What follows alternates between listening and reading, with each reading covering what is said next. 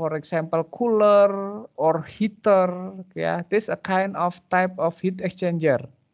Yeah. And actually, there are a lot of equipment that has the same principle that try to transfer the heat coming from the hot fluid to the cold fluid. For example, evaporator and crystallizer, for example. Yeah. But usually, we did not classify evaporator and crystallizer as heat exchanger because the purpose is not only to change or to transfer the heat, yeah, between the fluid. Yeah, in the case of the evaporator, actually we want to produce the thickener solution, yeah, by evaporating the solvent.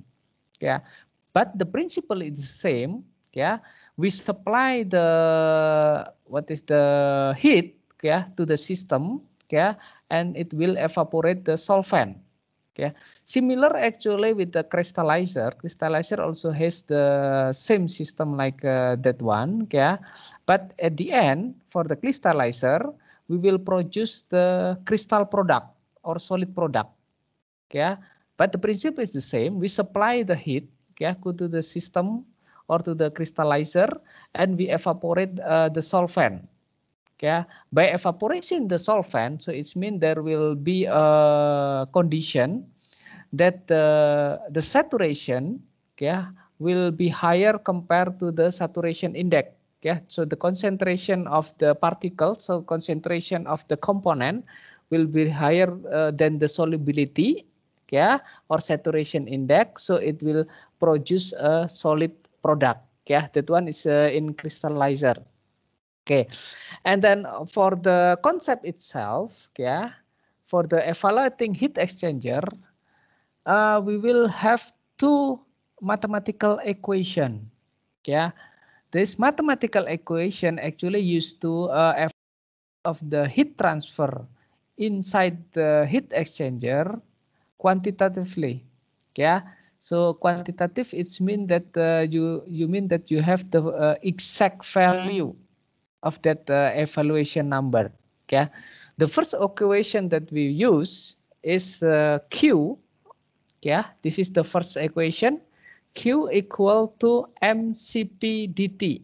Yeah, M in here is the mass flow rate. Yeah, Cp is the heat capacity. Yeah, delta T it means that the different temperature between in and outlet or before the heat transfer, okay, or after heat transfer. Yeah, so this equation, the first equation is very common, yeah, used to calculate the amount that of heat transfer inside the heat exchanger. Yeah, so by knowing the inlet temperature and by knowing the outlet temperature of the fluid, yeah, and by also knowing the flow rate that coming to the heat exchanger, so you can calculate the value of Q. Yeah. For the second equation, is also very important. Remember that both equations are frequently used in industrial. Yeah, to evaluate the heat exchanger there exists in the plant. The second equation actually used to calculate the heat exchanger in terms of the dimension.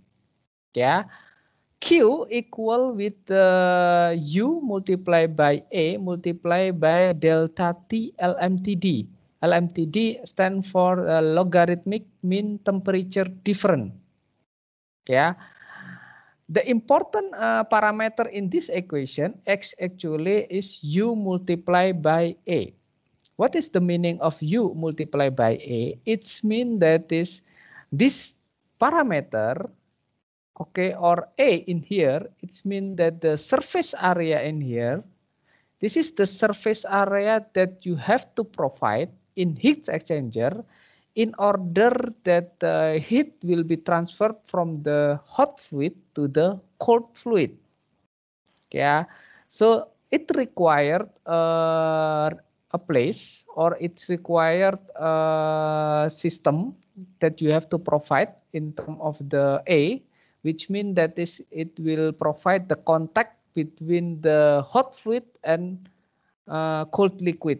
So after its contact through the, for example, the plate, yeah, so it can transfer the heat from the hot to the cold side, yeah.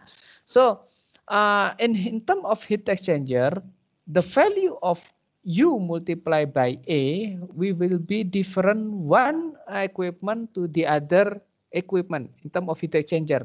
So one exchanger or the other exchanger will have differentiation in terms of the UA. For example, that you see or you found a bigger heat exchanger, yeah.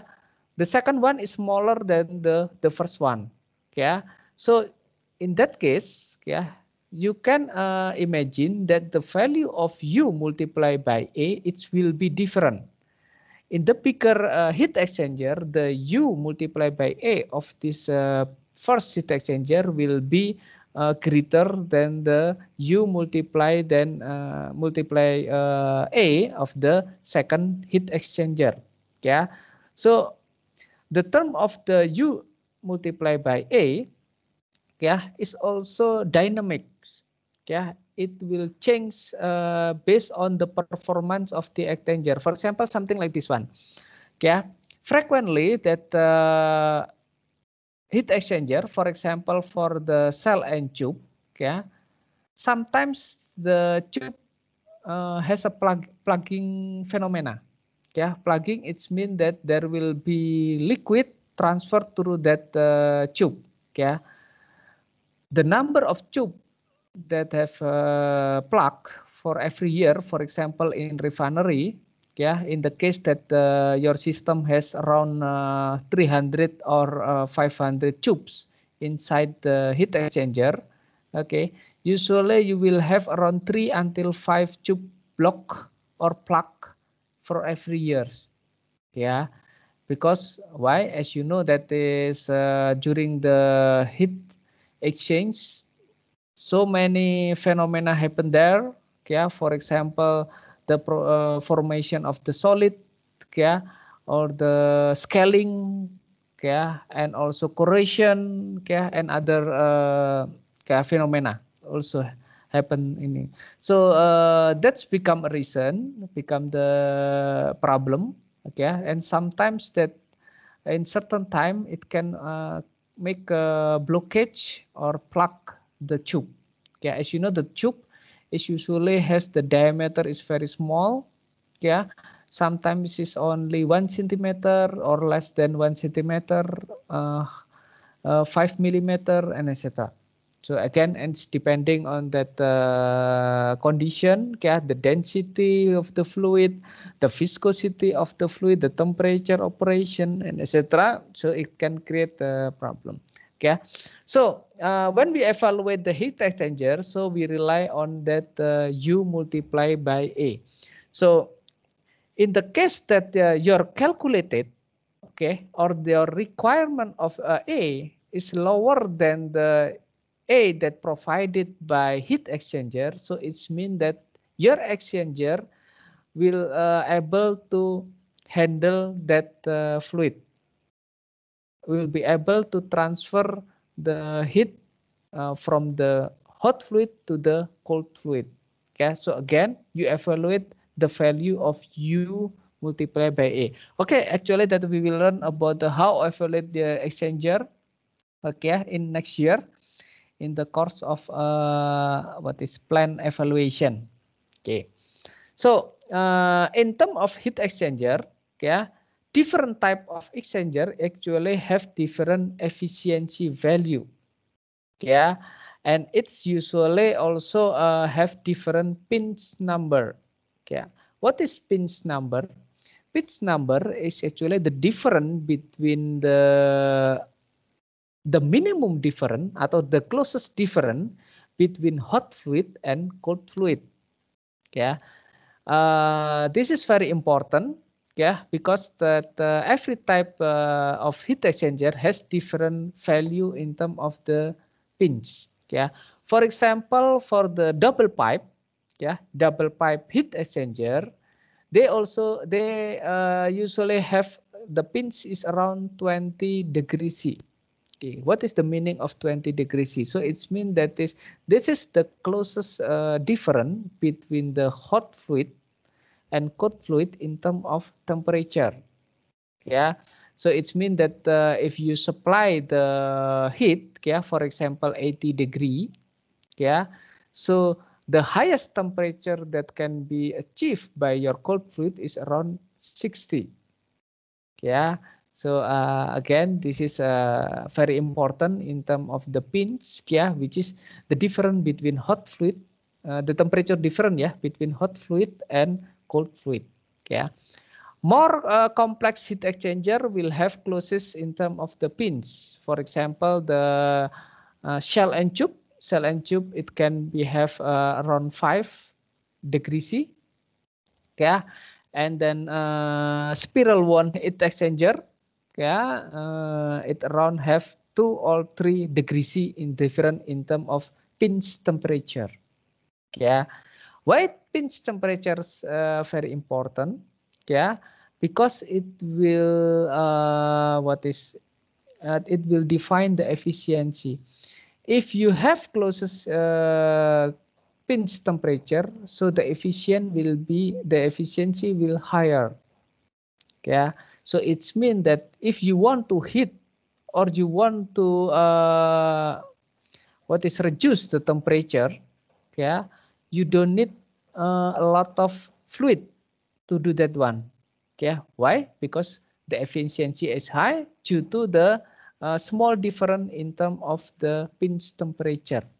Okay, but if the gap or the pinch temperature is quite high, so it require a lot of amount of the heater or cooler fluid. Yeah, so again, yeah, it will define the efficiency. Okay, so in here we have many type of heat exchanger.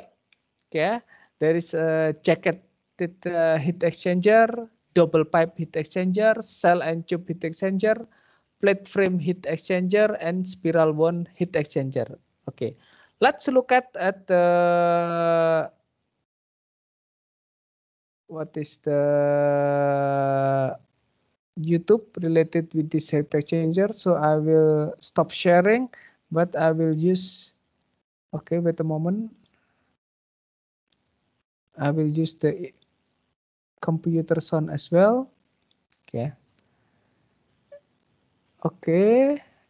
And then I will move to my, okay. Can you see the YouTube? Yes, sir, we can. Okay. So, okay, we can see about the first type of heat exchanger called as the cell and tube. Hi, Okay. John here, and welcome to another exciting and interesting video on engineering machinery. Now, in this video, we're going to be talking about the shell and tube heat exchanger. Some of you might think you know a lot about shell and tube heat exchangers, and that's fine. Then you can watch this video and it will just reinforce what you already know. Some of you might not know anything about shell and tube heat exchangers, and that's also fine because you're going to learn a lot in this video. We're going to look at all of the main components that make up a shell and tube heat exchanger. I'm going to show you some of its design features, its advantages and disadvantages, and I'm also going to show you how it works. So let's get started. Now, this is not how a shell and tube heat exchanger normally looks in the workplace. If it was, it would be a lot easier to understand how it works. So let's reset the configurator tool for a moment, and now you can see the shell and tube heat exchanger as it would normally be in the workplace. There are different designs and variations, but this one here is quite standard. So let's start by looking at the outside of the heat exchanger. We've got the shell. It's a pressure vessel, which means it's going to be pressurized to match the fluid or the system pressure that's flowing through it, or specifically flowing through the shell. Sometimes people refer to the shell also as the housing. We've also got a front and a rear of the heat exchanger. Other than that, we've got 4 main connections to the heat exchanger. 1, 2, 3, and 4. We have 2 inlets and 2 outlets because we have 2 fluids that are flowing into and out of the heat exchanger. This heat exchanger is called a shell and tube heat exchanger because it has a shell and because within the shell there are some tubes. Let's take a cross section and we can now see exactly what's happening inside the heat exchanger. So we have a tube side fluid. The tube side fluid enters here and is discharged here. We have a shell side fluid which enters here and goes along here and is discharged here. The reason we call the tube side fluid is because it flows through tubes. You see it comes into the heat exchanger and once it enters this area it has to flow through these tubes because it's the only place it can go. Once it flows through the tubes, it's going to get to the other end of the tubes. These tubes are just straight tubes. The fluid comes out on the lower section here and re-enters in the top section here. When the tube side fluid re-enters through the top section of these tubes here, it's going to flow again in a straight line to the opposite end of the heat exchanger and it's going to come out here and then going to be discharged or exit the heat exchanger through the outlet.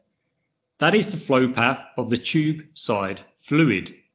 The shell side fluid enters the heat exchanger here and then it comes through and it will pass through a series of baffles which we'll take a look at in a moment, and it's going to be discharged through the shell side fluid outlet down here. So tube side fluid in on the lower left, along here, straight flow, up, back the other way, and then out. Shell side fluid, down through here, past all the baffles, and then out on the lower right-hand side. Although I refer to fluids in this video, sometimes it's a little bit easier to think of them as flowing mediums. I say that because doctors say you should drink a lot of fluids, but realistically a fluid can also be a gas. Let's have a look at the tube side flowing medium in a bit more detail. What I'm actually going to do, I'm going to remove everything but the tubes so that we can focus on those first. So here are our tubes. The tubes are collectively known as a tube stack or a tube bundle. For example, the upper half of the tube bundle would be all of the tubes above this row here, and the lower half of the tube bundle would be all of the tubes below this row here. So that is our tube bundle or tube stack. In order to hold the tube bundle in the correct.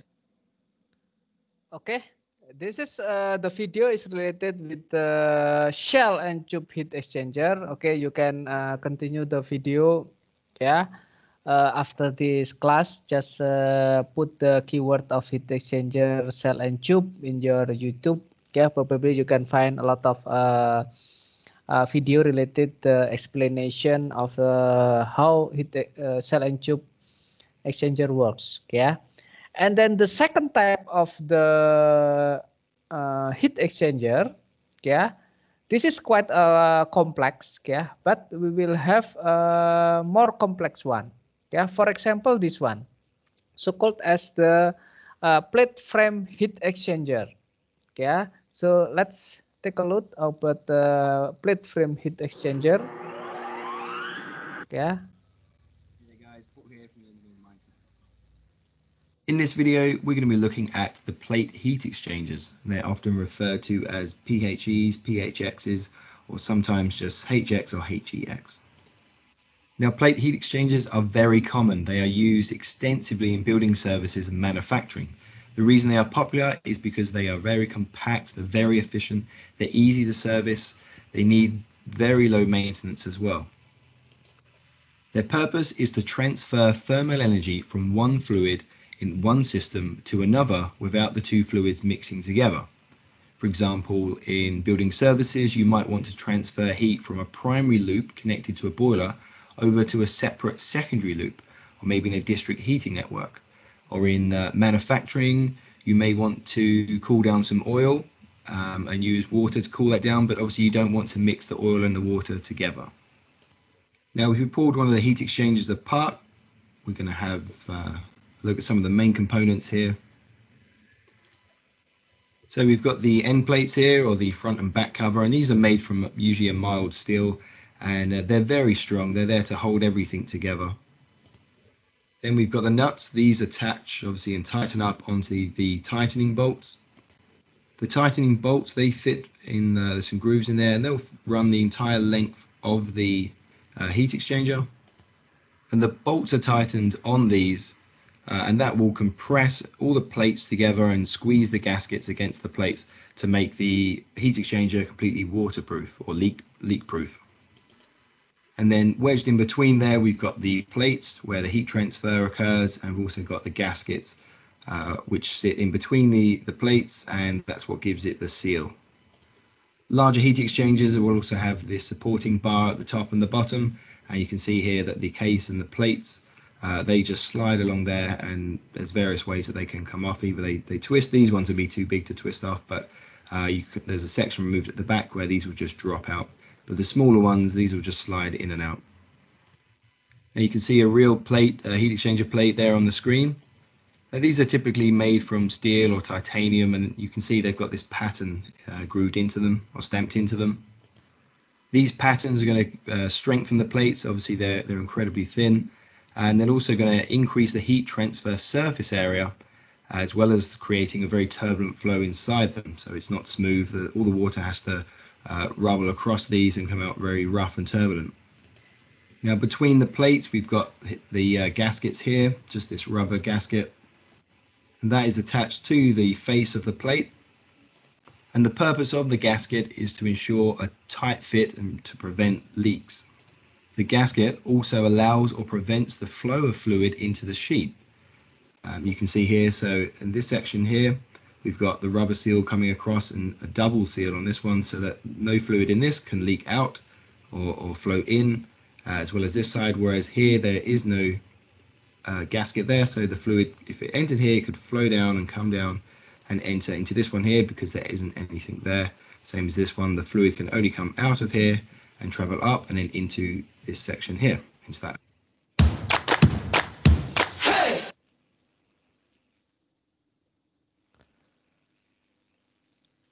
Okay, that one is for the plate frame heat exchanger. Yeah, so and also we have in here, this one is double pipe. Yeah, this is very simple.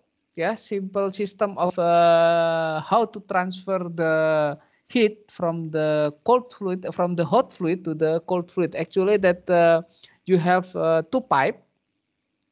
The first pipe has the smaller diameter compared to the second pipe. So you put the smaller one inside the bigger one. Yeah, and then you transfer, for example, the hot fluid through the smaller diameter pipe, and then for the cold fluid at the higher in terms of diameter pipe. Yeah, so there will be two different flow. For example, co-current in the left figure, while in the right figure we'll have counter current. Yeah, so the profile of the temperature will show in that below figure. Yeah, for the hot fluid, yeah, the temperature will go down. Yeah, because as you know that the inlet temperature will be very high, and because it's contact with the cold water through the pipe, yeah, the blanket of the pipe, so the temperature will reduce, yeah, until it reach the T2, yeah. So it's mean that there will be reducing in temperature for the hot fluid, yeah, but the opposite for the cold fluid, the temperature will increase, yeah, until it reach a certain point, yeah. The profile will be different when we have, for example, a counter current flow. Yeah, it means that this, in the case of the counter current, the hot fluid coming from the left to the right. Yeah, but for the cold fluid is coming from the right to the left. Yeah, so the opposite way of direction. Yeah, in the case of the counter current, yeah, as you see in this figure, yeah, the temperature can reduce more. Okay, the efficiency is higher when we compare with the left figure. Okay, for example, for the hot fluid, okay, the end of the temperature is much lower compared to the left side temperature. Okay, and also for the cold fluid, it can reach higher temperature. Okay, higher than the co-current system. Yes, because in the counter current, the efficiency of the heat transfer is much better compared to the co-current system. Yeah, but while co-current system is still used in the industry, yeah, usually in pharmaceutical industry, because in the co-current system, yeah, we can maintain the temperature, yeah, not exceeding a certain number. For example, yeah, in this case, yeah, for example, you want to increase the temperature of drug, gitu ya, or something related with the food, yeah, not exceeding the temperature, for example,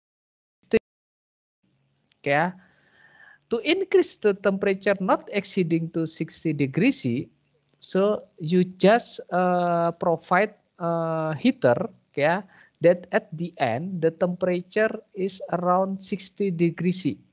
Yeah, when the heater or the hot fluid, yeah, go out from the system, reaching the 60 degrees C, so it means that this your cold fluid will not increase the temperature exceeding the 60 degrees C, because the hot temperature, yeah, the minimum of hot temperature is 60 degree C. So it is impossible your cold fluid will increasing, the temperature will increase more than 60 degrees C. Yeah, so that is the reason why the co-current system is still used in industry, especially in the pharmaceutical or in the what is in the food industry. Yeah, because they have to maintain the temperature at certain condition exactly. Yeah, but in the case that you want to achieve higher in terms of the efficiency, yeah, so you can go to the second type of the exchanger, which is called as the counter current exchanger. This is the simplest configuration of heat exchanger, which called as the double pipe.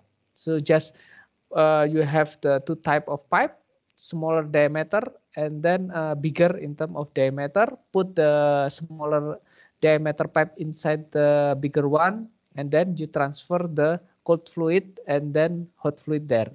Yeah, and then for the double pipe, as I mentioned before, yeah, the pinch temperature is usually around 20 degrees C.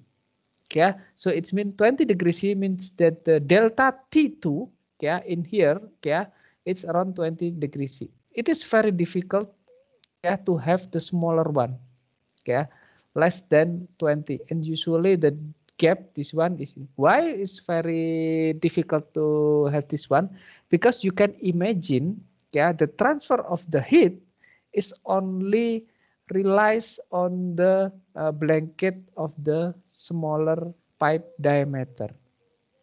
Yeah, so that is the reason why the pinch is still or the gap is still very high in this case.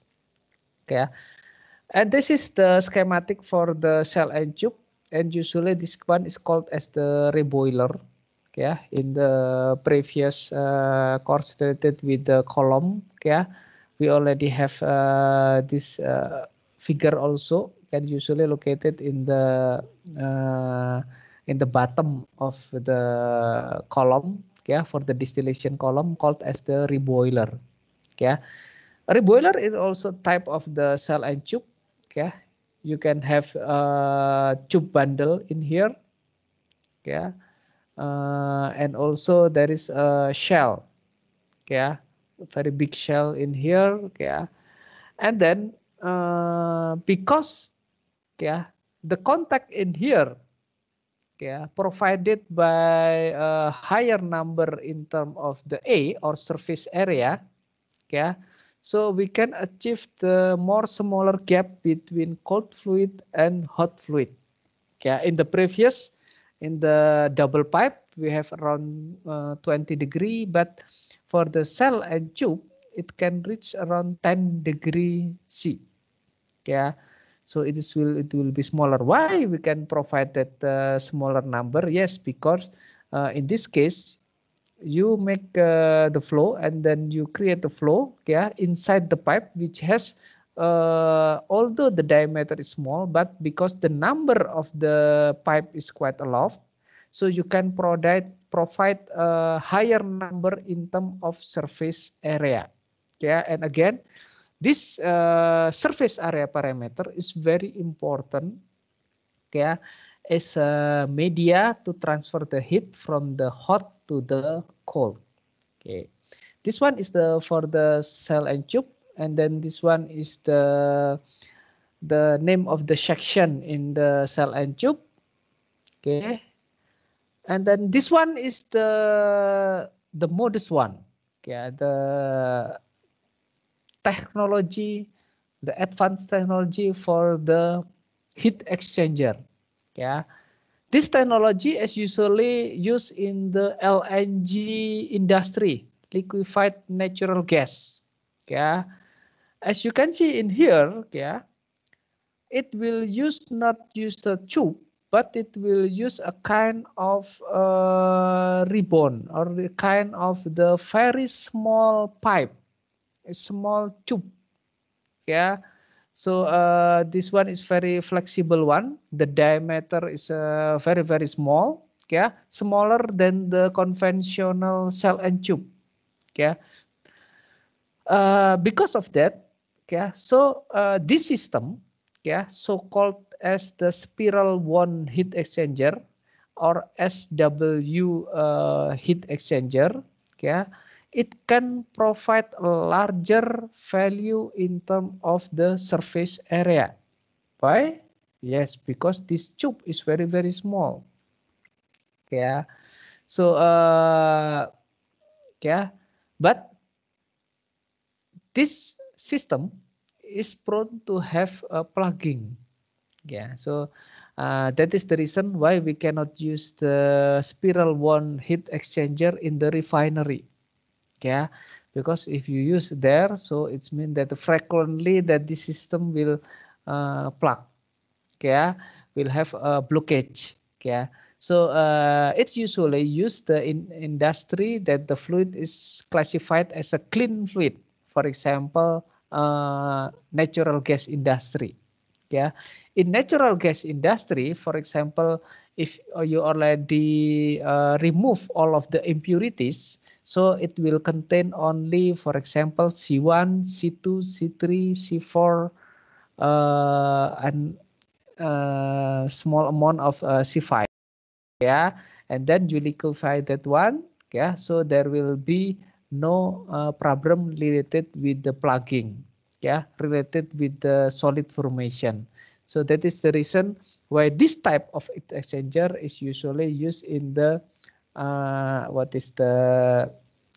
LNG industry. And then for the spiral wound heat exchanger, the pinch temperature, smaller compared to the cell and tube. In the case of the cell and tube, if you have around 10, something 8 to 10, in this case, for the spiral wound heat exchanger, it can reach around 2 or 3 degrees C. Very small. Because they provide this one. A lot of number in terms of surface area. Higher number of surface area here. This one is the spiral wound heat exchanger. And this one, the one that we already see, is a plate frame heat exchanger. Yeah, so it consists of the plate as the medium for transferring the heat from the cold to the hot, from the hot to the cold fluid. Yeah, and then for the plate and frame, yeah, usually the pinch temperature, it can reach around 5 to 6. Yeah, smaller than the shell and tube, but still larger compared to the spiral wound. Yeah, and then you already heard from the previous YouTube. Yeah, the main problem of the plate frame heat exchanger is about the leak. Yeah, the leak coming from the one plate with the other plate. Yeah, because it's kind of the stack configuration. Yeah, so if your stack is not compact enough, yeah, or is not compressed enough, not good enough, so there will be a leak coming from the plate. Yeah, so it's also yeah, but the advantage is this system is very compact. Yeah, very compact. Yeah, and then the heat transfer is very efficient. Yeah, and the pinch can reach a very small value, which is around 5 to 8. Yeah, so similar to the spiral wound exchanger, usually in the case of the plate frame heat exchanger, we will use for the clean fluid. Yeah. In the case that your fluid is quite dirty, I mean the dirty is mean, for example, the crude oil. Okay. So you will use shell and tube heat exchanger instead of plate frame heat exchanger. Okay. Okay, this is the concept that used in this plate frame heat exchanger. Okay, so this specific hole is used for that cold fluid. The opposite, is used for the hot. Okay, and then cold is coming from this plate, and then the opposite plate, yeah, it used for the hot fluid. Yeah, so there will be a contact through this plate, yeah, to the steel plate, yeah, transferring the heat from the hot fluid to the cold fluid. Okay. Any question regarding the heat exchanger?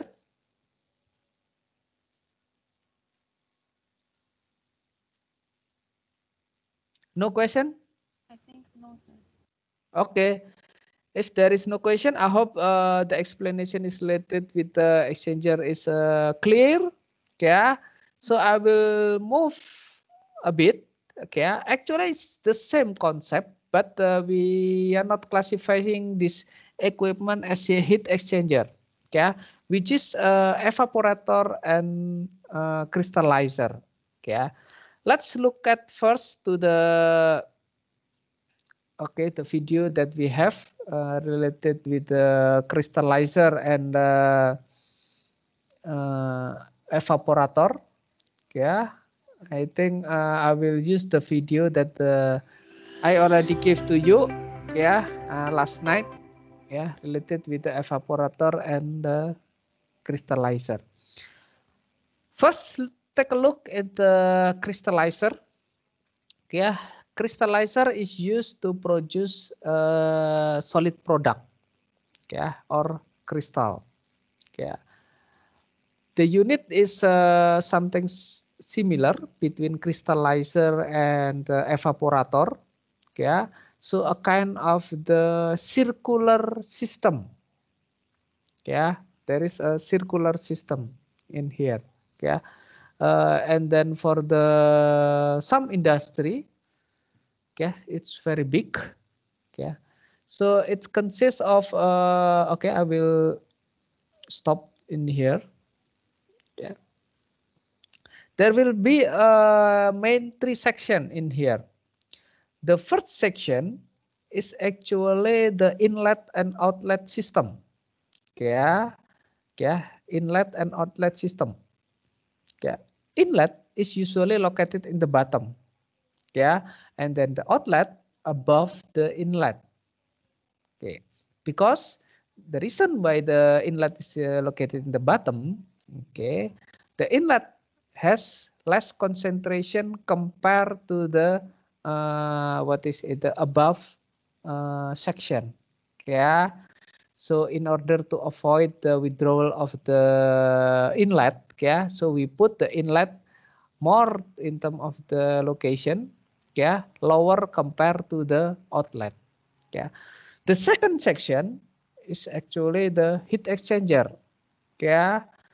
The concept is the same for the crystallizer and the evaporator. We supply the heat in order to evaporate the solvent, yeah, that exists in the solution. Yeah. So we supply the heat through the heat exchanger, and then inside the heat exchanger, the solvent will evaporate. Yeah. Both gas and the liquid, yeah, will go up, yeah, but it will be separated in the evaporation chamber. Yeah. So there will be mix from the heat exchanger to the evaporation chamber, mix between gas and liquid. Yeah. And then it will be separated in the evaporation chamber. Yeah. Gas will go up. Yeah. While the liquid will go down. Yeah. The liquid that coming, it will have the higher concentration in terms of the solution. Yeah. So and then this gas, yeah, will evaporate, yeah, to the next unit. Yeah. So it consists of three main parts. Yeah, as I mentioned before, and then we continue. Yeah. This one is for the inlet. Yeah. Okay, and in order to able to circulate the fluid, yeah, so we need the pump. So that's why we call it as the forced circulation crystallizer. Yeah. So this pump is consists of the blade, yeah, and then this blade will push the liquid, yeah, from the right side to the left side. Yeah. Okay, and then it evaporates a mix. So you can see in here that the vapor will go out to the top side of that crystallizer. Yeah.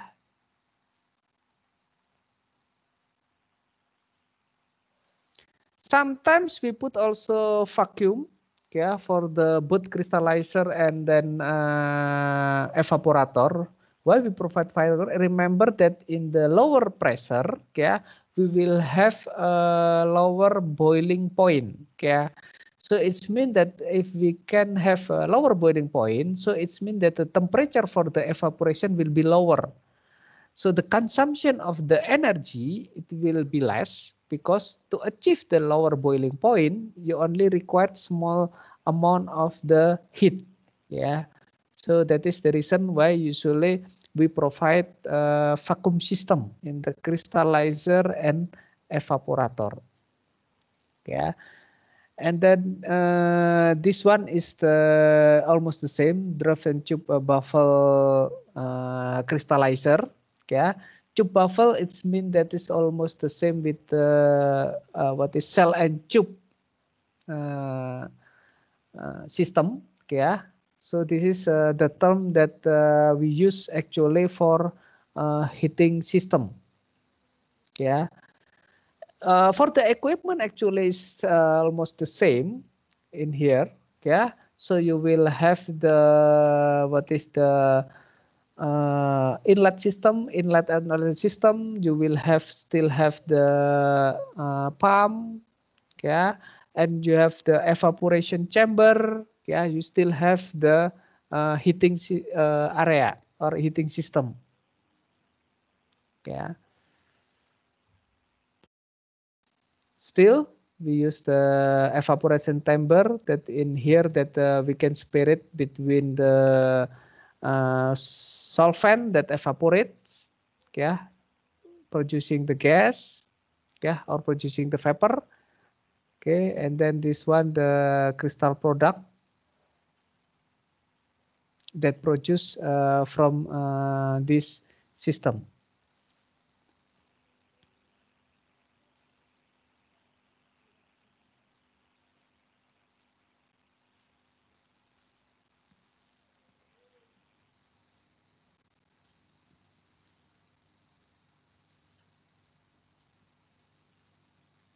Okay, this is the heating that we provide. Okay, itu provide to evaporate all of the solvent. Okay.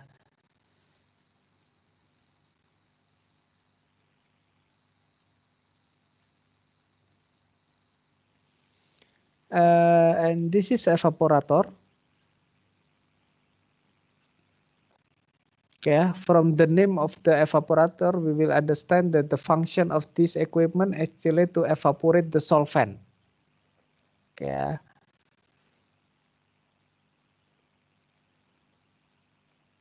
The first type is the what so called as the falling film.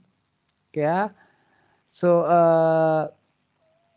we put the solvent in here, or the solution in here. Okay. And then it will go down through the surface of this tube. Okay, this is the inside surface of this tube. Okay, and then in the what is the other direction, or in the outside of the tube, we supply the heat. Okay. So it's a kind of the plate and frame system. Yeah. So the liquid touch the surface of this tube. Yeah. While in the outside part, yeah, there is a steam, yeah, or heat supplied to the system. Yeah. So it will produce liquid and the gas, yeah, and where the gas will go up because the, as you know, the density is lower, so it tend to go up, while the liquid, okay, will go down. Okay, so we can see in here, yeah. So oh, actually that sorry, the separation will conducted in the separator. Yeah. So the gas and liquid will go down together, okay, and then separated in the separator. Yeah, this is almost the same with the one that we saw in the previous with crystallizer.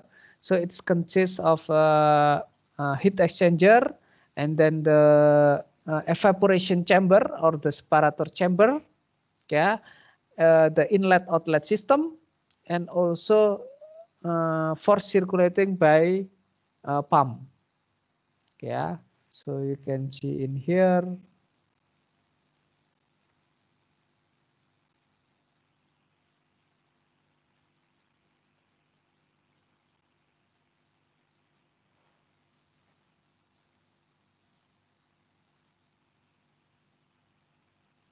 Yeah, we supply the heat through the heat exchanger. Okay, and then yeah, okay, I think it's already finished. Okay, so I will back to the slide of the presentation. Okay, so this is the things that related with the evaporator. Yeah, so it consists of that heat medium. Yeah, and also actually for this system, for the evaporator, yeah, it can be direct or indirect contact between the solution and then the heating medium.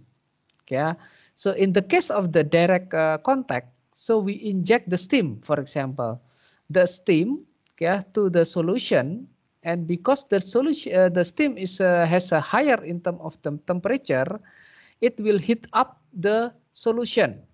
Okay, because the solution temperature is increasing, so the solvent inside the solution will evaporate, and then will go together with the steam, go up.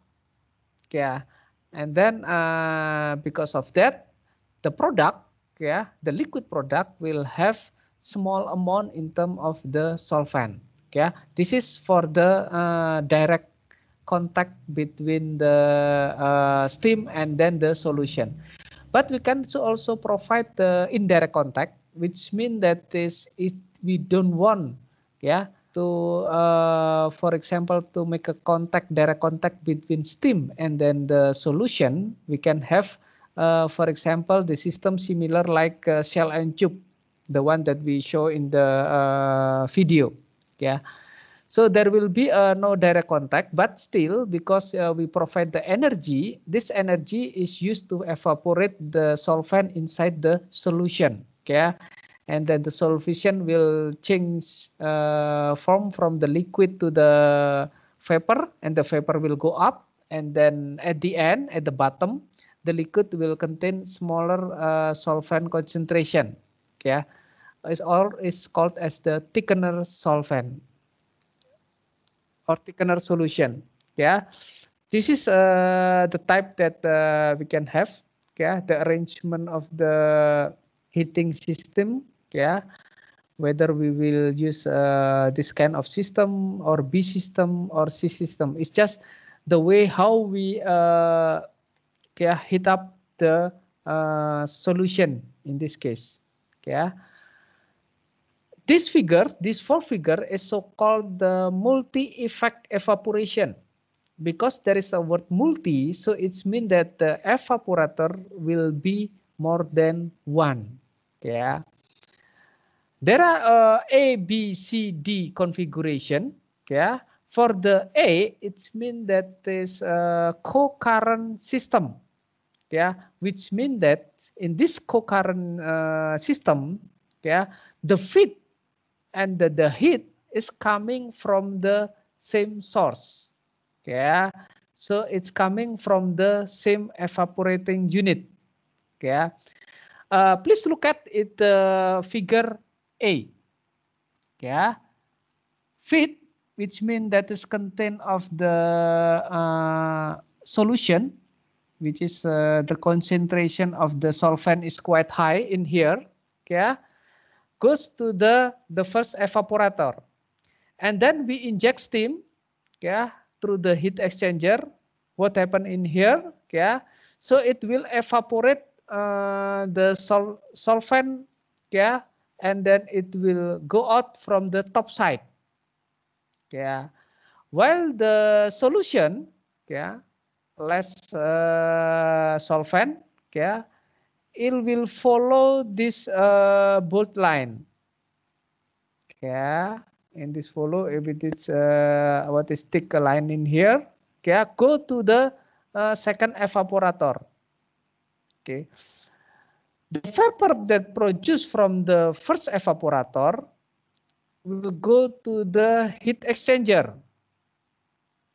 Okay, in here, yeah, and then it will heat up the solution from second evaporator, and again it will produce the vapor again. Yeah, because it's heat up by the outlet of the first evaporator. Okay, and again the vapor coming from the second evaporator will go out or will go to the heat exchanger of the third evaporator, yeah, and heat up the solution that coming from the second evaporator. Okay, so you can see in here at the end, okay, you will have the thick liquor or thick solution, okay, from the fourth evaporator, and also you have the produce the vapor, which is actually the solution, the solvent. Okay. The important in here, the direction is actually the same direction or the co-current current direction. Yeah. Okay, please look at the point B. At the point B, you can see in here, yeah, actually it is almost similar with A, but if you look at carefully, yeah, the flow of the vapor and then the flow of the solution in the opposite way. Yeah, so this one is called as the counter current multi-effect evaporator. Yeah, please look at this one. Yeah, the feed is not goes to the first evaporator, but it will first come to the fourth evaporator. Yeah, and then from the fourth evaporator, yeah, some solvent will be separated by the evaporation. Yeah, that the heating media is coming from the third evaporator. Yeah, so the heating media is coming from the third evaporator, goes to the fourth evaporator. Yeah, and then heat up the fresh feed in here. Yeah, and then as the result of the separation, the thickener solution will go to the third evaporator. Okay, the third evaporator will be heat up by the vapor coming from the second evaporator. So the direction of the heating medium, then the direction of the solution, yeah, is in the counter current way. So that's why this way is called as the counter current. Or we can have a mix. Yeah, sometimes we will have a co-current. Yeah, for example, from this third evaporator to the fourth evaporator, we have the same direction between the solution and then the heating media. Yeah, but we can have also another way, counter current. For example, this liquid goes from the fourth counter current to the fourth evaporator to the second evaporator. Yeah, this one is kind of the mix between co-current and counter current. Yeah, or this one it could be the spirited way, yeah, to produce the thickener liquor. Yeah, so this is also another configuration that we can use. Yeah, but the problem is related with this number D. Yeah, yeah, it will be less efficient compared to the A, B, and C. Yeah, this is for the evaporator. Yeah, and then the next one is related with the crystallizer. Yeah. In the case of the crystallizer, yeah, the purpose is actually to produce the crystal or solid product. Okay. How to create the solid product? We have to understand about the saturated and saturated condition, yeah, or solubility and what is solubility index, yeah. Imagine that I have the solubility in here. The solubility. What is the meaning of the solubility? Yeah, saturated solubility is mean that the highest concentration of the material, yeah, that stay in the liquid state. In the case that we add that particle in that liquid, so it will come up with the solid product. So this is the meaning of the saturation. Yeah, solid solubility saturation.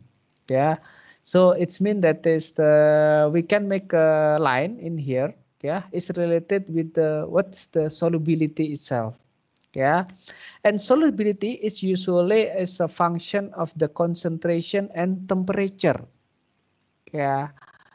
So it's mean that this if you increase this temperature, usually solubility will be higher. Yeah, that is the reason when you make if you mix the sugar, yeah, solid sugar with water, yeah, so it is easier to dilute the solid sugar in the higher temperature. Yes, because you can increase the solubility in higher temperature. Yeah. So the way that we can produce the crystal from the crystallizer, actually we want to manipulate the solubility index. Okay, how to manipulate that one? Okay, there are mainly two ways. The first one is actually by reducing the temperature. Okay, in the cold temperature, is usually the solubility will be lower. Yeah, so it will easier to produce the solid. Yeah, or by the second way, yeah, you can increase the concentration. How to increase the concentration in the solution? Yes, increasing by evaporating the solvent. Yeah, as the solvent will go out as the vapor, yeah, and separated from the solution, and then the particle remain in the solution, so the concentration will be increased. Yeah, so these two things is the common way to produce crystal from the crystallizer. So that is in this point. How to make a crystal is usually by cooling, okay, or by removing the solvent by evaporation. Okay, this is the two ways that we can use to produce the crystallizer. Although there is another way to do that one, okay, by adding the additional compound. Okay, but this is what is quite not common. Yeah, and usually we play with this cooling or the evaporation. Okay, and then for the crystallizer, yeah, the normal estimated range of the crystal growth, yeah, the diameter, because something like in the crystal, we have to think about the crystal growth. Yeah, if the crystal dimension is too small, it is very difficult to separate the crystal from the liquid. Yeah, so there are two stages for the crystallizer to produce the crystal. First is the production of the nuclei of the crystal. After the production of the nuclei of the crystal, okay, you have to grow that nuclei into the bigger size of a crystal. In the case of the bigger size of the crystal, yeah, the crystal will agglomerate. Agglomerated crystal will able to go down or separated from the liquid because of the gravitational force. Yeah, so this is two important one is the formation of the nuclei of the crystal, and then the second one is the related with the growth of the crystal itself. Okay, and then the growth of the crystal in terms of the diameter of the crystal is very small actually. It's around 10 power minus 7 meter per second. Yeah, so this is the very common value related to the rate of the crystal growth in terms of the diameter. Okay, the unit is almost similar with the evaporator. Yeah, so for the evaporator and then crystallizer, the sequence is usually first we put the evaporator at the beginning, yeah, and then the next unit is crystallizer. Yeah, so this is the normal sequence for the evaporator and crystallizer. Yeah. The unit itself, it's actually almost the same each other, yeah, which is crystallizer consists of three parts. Yeah, the evaporation part, which is we can separate the vapor, yeah, from the solvent, yeah, from the liquid or the crystal itself. Yeah, and then feeding and also outlet system, yeah, and then heat exchanger, yeah, to supply the heat to evaporate the solvent in here, yeah, and then it create circulation in here. So it's almost the same. The concept, the principle is the same. So and we use this pump actually to circulate the fluid inside the system. Okay, this is the same. Yeah, so usually the system you can see in the, for example, in the sugar industry, yeah, to produce sugar, yeah, and also in the gypsum industry to produce a gypsum, also they have to evaporate the solvent, yeah.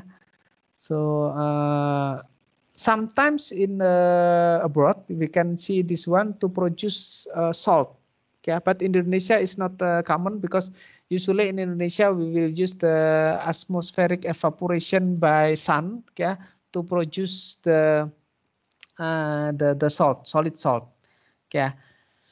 Okay, but sometimes use in the outside country, yeah, we use this kind of system to produce salt, yeah, but not in our country. Okay. Do you have any question? I think for the filter we already have it, in the previous class, so I will not explain this one. Yeah. Okay. Do you have any question regarding the class to the material?